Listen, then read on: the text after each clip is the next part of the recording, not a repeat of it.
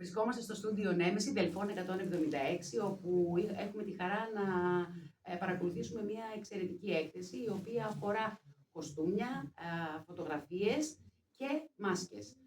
Μαζί μας έχουμε την Ιωάννα Καραμιχαηλίδου, η οποία είναι σχεδιάστρια μόδας, αφορά στα κοστούμια η συμβολή της. Γεια σου Ιωάννα. Ας ξεκινήσουμε λιγάκι με τις σπουδές σου. Τόσο όσο δηλαδή, δεν θα ζητήσουμε το βιογραφικό σου.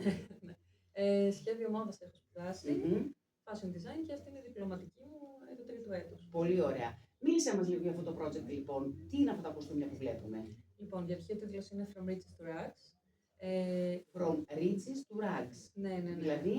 Από τα πλούτη στα κουρέλια. Μάλιστα. Ωραία. Ναι. Το θέμα της διπλωματικής ήταν η αποτύπωση της ταξικής ανισότητας στην ένδυση. Η αποτύπωση της ταξικής ανισότητας στην ένδυση. Πολύ ωραίο. Ναι, μέσω 3 παραμυθιών, τη Χιναρού, την Αχιρένια και το δέλος Παπλωματούς.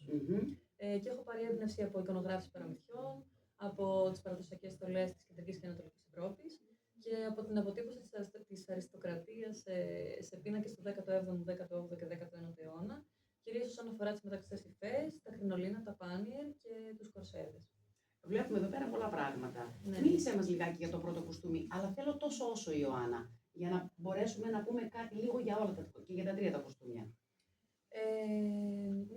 Σε αυτό το συγκεκριμένο κουστούμι έχουμε χρησιμοποιήσει την τεχνική του upcycling, δηλαδή το παντελονάκι είναι φτιαγμένο από κανονική κουβέρτα. Γενικά σε όλη τη συλλογή υπάρχει ο συνδυασμός των πιο πολυτελών με των πιο αγροτικών υφασμάτων, όπως έχουμε και εδώ. Το σαντούκ, ας πούμε, που έχει μέσα μετάξι είναι αυτό το σαπιό μήλο και είναι διακοσμένο με τρέσες, τις οποίες εμείς φτιάξαμε σε αυτά τα σχήματα. Τώρα γενικά η συλλογή έχει πολύ έντονα τη τεχνική του patchwork και... Το βλέπουμε εκεί πέρα πίσω, βέβαια. Όποιος θέλει να το δει θα έρθει στην έκθεση. Ναι, έχω βάλει πάρα πολύ παπλώματα και λόγω του παραμυθιού της παπλωματούς. Υπάρχει επίσης υλική φθορά, υπάρχει το upcycle, γραβάτες, εννοείται κορσέδες. Κρινολίνα, ναι, υφασματάκι γλώσσεων και παλώματα φυσικά. Ιωάννα, πόσο εύκολο ήταν για σένα καταρχάς να συλλάβεις το θέμα του project σου και μετά να το υλοποιήσεις κιόλας? Ουσιαστικά πήρα έμπνευση από την προηγούμενη εργασία που είχα κάνει, την ερευνητική μου εργασία. Είχε να κάνει με το μπαλέτο, με την επιρροή του μπαλέτου στη μόδα.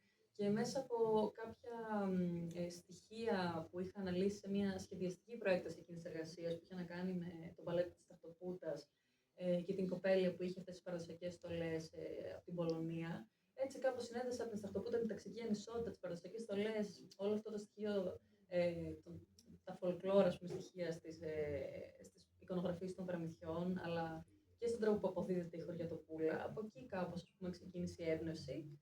Και δημιούργησα τα 120 σχέδια που ήταν το project ουσιαστικά της πνευματικής, εννοείται περιλάμβανε και το sketch που έχουμε και με τα χρωματολόγια, τα υφασματολόγια, τις σιλουέτες, τα mood board, δηλαδή κολλάζ με φωτογραφίες από τα πράγματα που εμπνεύστηκα, την φωτογράφηση, την υλοποίηση των κουστούμιων. Γενικά, όταν κάτι σου αρέσει πολύ, το πας μέχρι τέλους. Οπότε, επειδή αγαπούσα πολύ αυτό το θέμα, ας πούμε, και λατρεύω τα παραμύθια, μου βγήκε πολύ αβίαστα. Εξαιρετικό. Και να σου πω την αλήθεια, Ιωάννα, νομίζω ότι επιτέλους αρχίζουμε και βλέπουμε, γιατί συνήθως το σχεδιάστρια μόδας ακούγεται κάπως αλλιώς. Βλέπουμε όμως πόσο αυτό μπορεί να πάει ψηλά. Τελικά, πώς σημαίνει κατ' ουσίαν κάτι άλλο το σχεδιάστρια μόδας. Πολύ εντυπωσιακό. Ιωάννα, όμως, τι μέλη γενέστε, δηλαδή τι έχεις στο μυαλό σου, ας πούμε? Επειδή, ας πούμε, αγαπώ πάρα πολύ το ιστορικό κουστούμι και την ενδυματολογία, σκέφτομαι να κάνω ένα μεταπτυχιακό που να είναι προσαρμοσμένο πάνω σε αυτό το κλάδο, στο εξωτερικό. Αλλά εννοείται, επειδή αγαπώ πολύ και τη μόδα, θα ήθελα να κάνω το δικό μου το brand. Μπράβο! Να έχει, ας πούμε, αυτή την θεατρικότητα που βάζω πάντα στις επιλογές μου και να είναι έτσι προσαρμοσμένο ακριβώς όπως το θέλω, ας πούμε. Σου το εύχομαι με όλη μου την καρδιά. Γιατί ξέρω ότι δεν είναι εύκολο, αλλά όταν υπάρχει τόση όρεξη όσοι βλέπω να έχεις εσύ, νομίζω ότι τα καταφέρεις. Είναι θέμα χρόνου δηλαδή. Να πούμε λοιπόν ότι η έκθεση εδώ πέρα των όλων, όχι μόνο των δικών σου, είναι από πότε μέχρι πότε? Είναι σήμερα και αύριο, Μμμ. μεσημέρι με απόγευμα. Σήμερα έχουμε 14. Ναι. 14 Μαρτίου και 15 Μαρτίου, 14 Μαρτίου και 15 Μαρτίου, το απόγευμα, στούντιο Νέμεση, Δελφών 176. Ελάτε να κάνετε μια βόλτα, πραγματικά αξίζει πάρα πολύ τον κόπο, όλα τα projects των παιδιών. Ιωάννα, ευχαριστώ πάρα πολύ. Εγώ ευχαριστώ.